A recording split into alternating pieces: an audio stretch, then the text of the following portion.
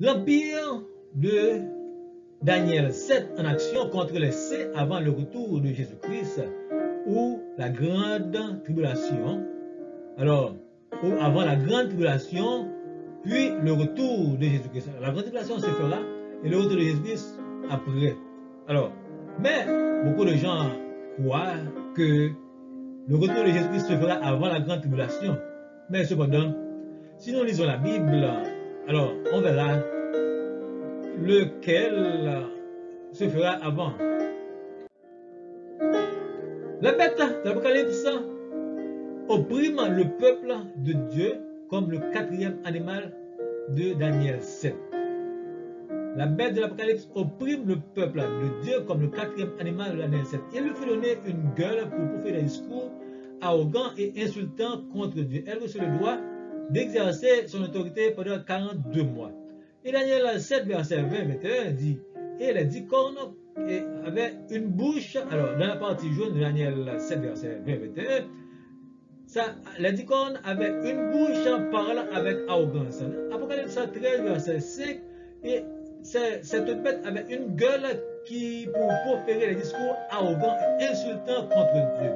Ce que veut dire, la bête de Daniel 7, le quatrième animal de Daniel 7, c'est la même bête de Apocalypse 13, verset 5. Du moins de l'Apocalypse, c'est la bête de l'Apocalypse. Tout bonnement, le dernier empire, la dernière bête, le dernier empire qui prendra le contrôle afin de plus grande puissance de la terre. Et je vis cette corne faire la guerre aux saints et de l'emporter sur eux.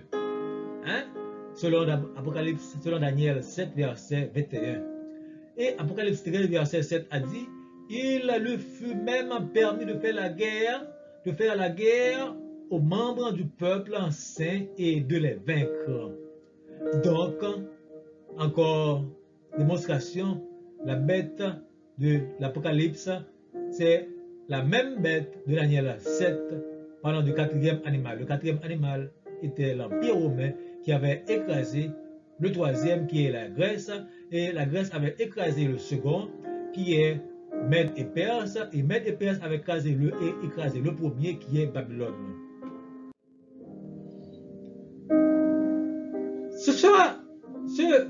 Tout cela se fera au dernier temps. Hein? Au dernier temps. On verra que pendant un temps, 2 temps et la moitié de temps, que cela se passera selon Daniel 7, verset 25, et selon Apocalypse 13 aussi, on verra que cela se passera dans 3 ans et demi, un temps, 2 temps et la moitié de temps représente 3 ans et demi. Alors un peu plus tard, on trouvera ces explications-là. Daniel 7, verset 26, puis viendra le jugement et on lui ôtera sa domination. Hein? Et donc ce royaume sera anéanti pour jamais. On comprend? Pour jamais, on comprend, c'est la dernière partie de l'histoire du monde. Et la bête de Daniel 7 représentait la bête de la dernière partie de l'histoire du monde. Donc, elle représente l'empire de la dernière partie de l'histoire du monde. Et la bête de l'Apocalypse était comme mort et revient à la vie. C'était comme mort et cela reviendra à la vie. La bête de l'Apocalypse, comme Apocalypse 13, verset 3, on a vu l'une de ces têtes semblait avoir reçu un coup mortel, comme si elle avait été égorgée, mais la blessure mortelle avait été guérie. Selon la traduction Sommer, la blessure mortelle avait été guérie. Donc, ce qui veut dire, cette bête de l'Apocalypse, comme nous pouvons le constater, dans Daniel 7 ou bien dans Daniel 2, il y avait la partie enfer de la statue. Et dans les pieds, cette partie en fer était divisée en parties fer et argile. Ce qui veut dire, Rome, l'Empire romain, dans un certain temps, était l'Empire romain tout court. Et dans un second temps, était devenu l'Empire romain et l'Empire argile. C'est-à-dire, dans Daniel, Apocalypse 13, c'est l'alliance. L'alliance. Et l'alliance, quand il y a alliance comme cela, dans le genre de Apocalypse de Daniel 2, dans le genre de Daniel 2, on peut comprendre que, alors, la bête, la partie fer, n'existait plus. Comme maintenant, Rome, l'Empire romain n'existe plus, c'est la partie fer. Mais cependant, la bête de l'Apocalypse 13 reviendra comme quelque chose qui avait été déjà dans le temps. C'est comme ça est blessé, ça est mort. Et maintenant, disons, dans le futur, l'Empire romain reviendra. La bête reviendra, mais en partie fer et en partie argile. Ou bien reviendra en tant que l'Empire du dernier temps, l'Empire renouvelé.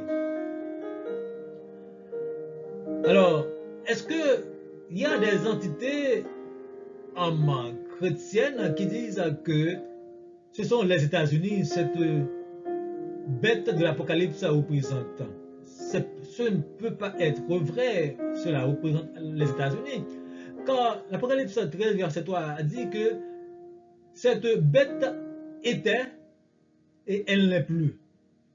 Et alors, elle était morte et reviendra à la vie. Est-ce que les États-Unis avaient une histoire passée qui disait que les États-Unis n'existaient plus? Mais on voit que maintenant, et l'Empire romain n'existe pas.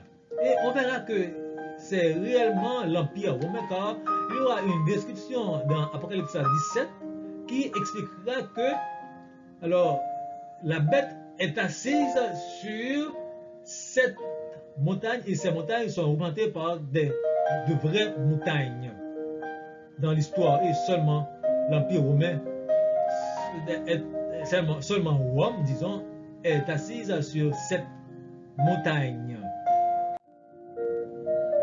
Mais maintenant, il y a l'histoire qui dit que, alors, il y a une entité religieuse qui dit, alors, une entité religieuse sœur, que j'apprécie, mais qui dit très bien que la bête de l'Apocalypse est l'Empire et les États-Unis.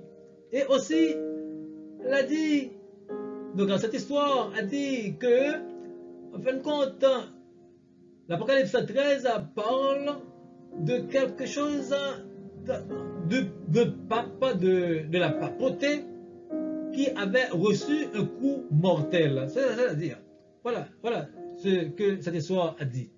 Cette histoire a dit que, donc, dans le temps, en 1075, c'est-à-dire au XIe siècle, Grégoire VII, qui était un pape, avait mis un terme à l'alliance entre le spirituel et le temporel. Il voulait mettre un terme à l'alliance entre le spirituel et le temporel.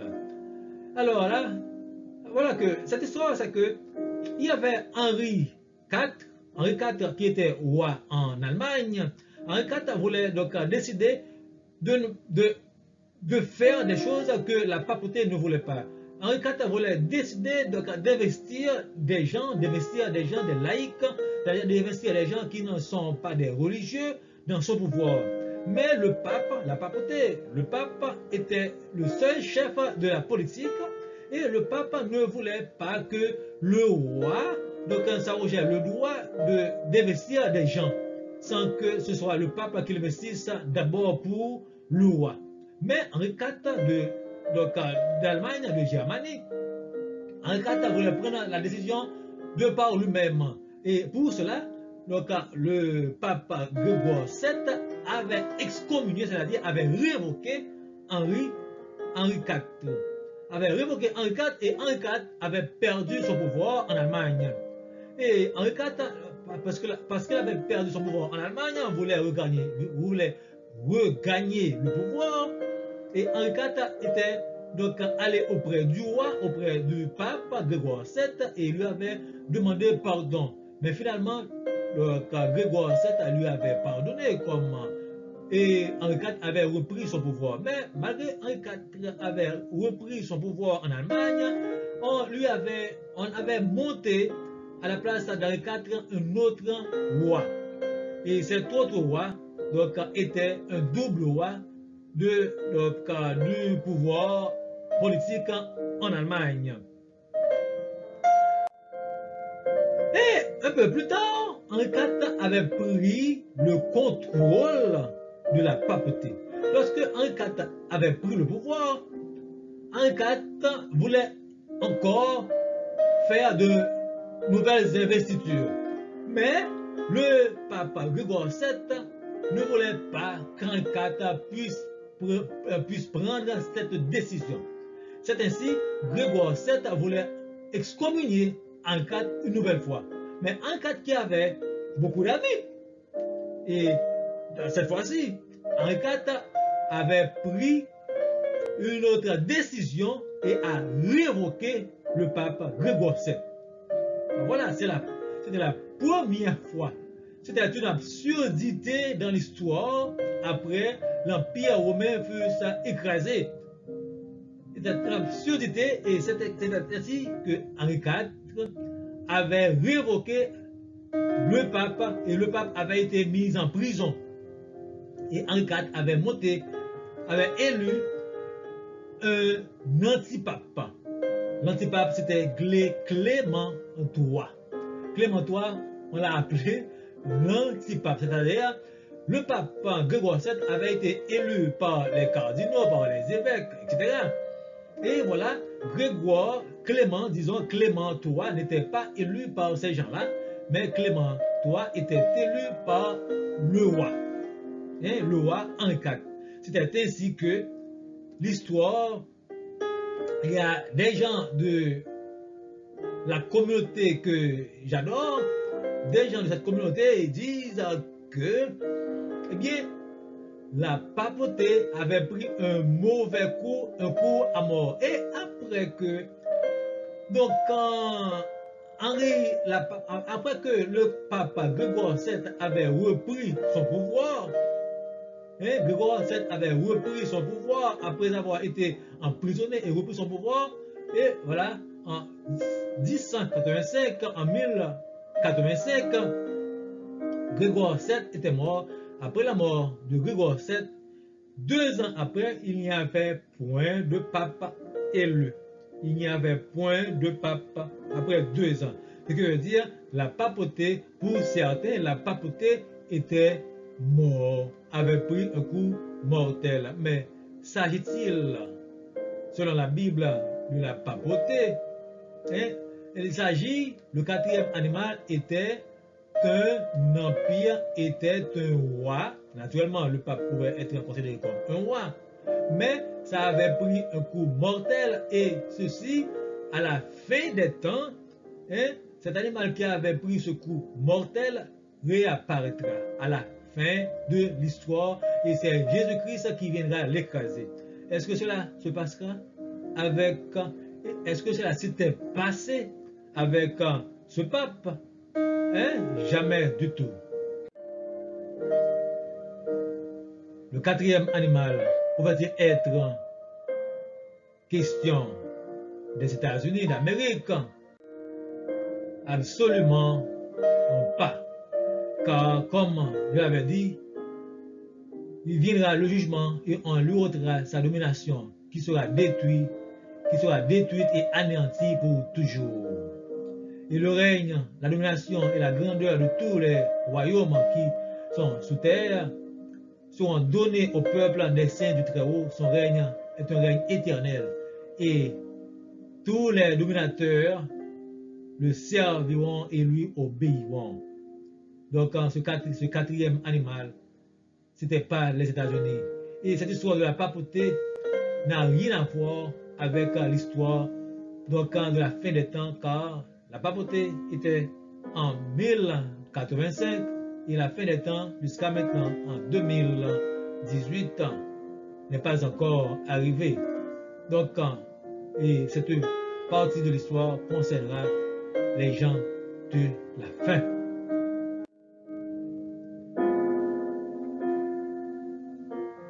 Qui sont ces 10 cornes et le quatrième animal? Le quatrième animal avait 10 cornes. Daniel 2, verset 40. Il y aura un quatrième animal, un quatrième royaume fort comme de fer. Mais des gens disent que ces 10 cornes, ce sont des empires comme Visigoth, Ostrogoth, etc., qui avaient envahi l'empire romain et l'avaient écrasé. Mais est-ce que cela est vrai? Absolument pas. Ces 10 cornes sont 10 pays, pas 10 peuples. 10 pays, pas 10 peuples. Il s'agit d'un empire à venir réellement Rome. Mais Daniel 7 a dit, les 10 cornes sont 10 rois qui s'élèveront de ce royaume, mais pas 10 peuples. 10 rois qui s'élèveront. 10 rois qui s'élèveront, c'est-à-dire 10 rois qui feront partie de ce royaume. 10 rois qui sont au corps de ce royaume, mais pas 10 rois qui écraseront ce royaume. C'est la même bête. Si c'est la même bête, c'est quelque chose, c'est une histoire qui arrivera à la fin des temps. Mais pas. Les Visigoths, les Ostrogoths qui avaient écrasé Rome, c'était pas à la fin des temps. Pas vrai? Daniel 7, verset 25-27, c'était à l'époque de la. À l'époque de la grande tribulation, quand ce quatrième animal écrasera le peuple saint de Dieu. Pas vrai? Ça opprimera les membres du peuple saint du Très-Haut. Ce quatrième animal opprimera les membres. Naturellement, l'empire de la papauté avait opprimé beaucoup de gens. Mais ce n'était pas à la fin des temps. Et cette histoire-là se passera à la fin des temps. Ces 10 cornes qui s'élèveront de ce royaume se passera à la fin des temps. Et on va citer les noms de ces 10 royaumes.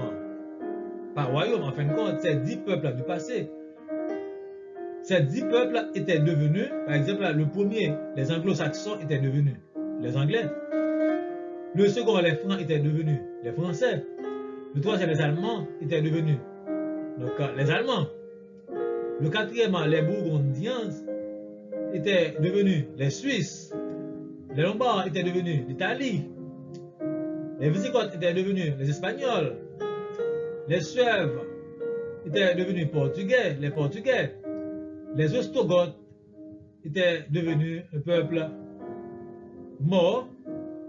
Et les vandales, ce sont des peuples morts. Et les Huns, ce sont des peuples morts. C'est-à-dire, la parole qui avait dit que la bête déposera 3 de ces 10 cornes, la bête déposera 3.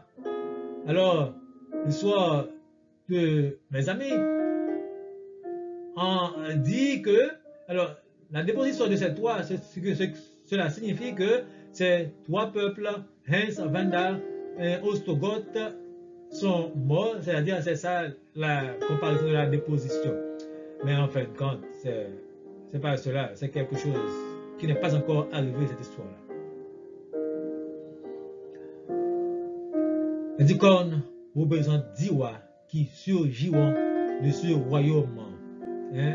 Pas des rois qui ont écrasé l'empire romain, mais qui viendront.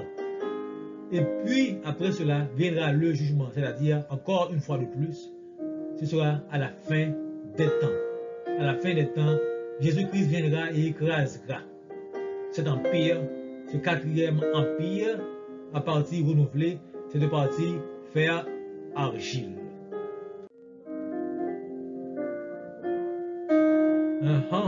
Donc, ces peuples n'ont rien à voir une fois de plus avec les 10 cornes du passé.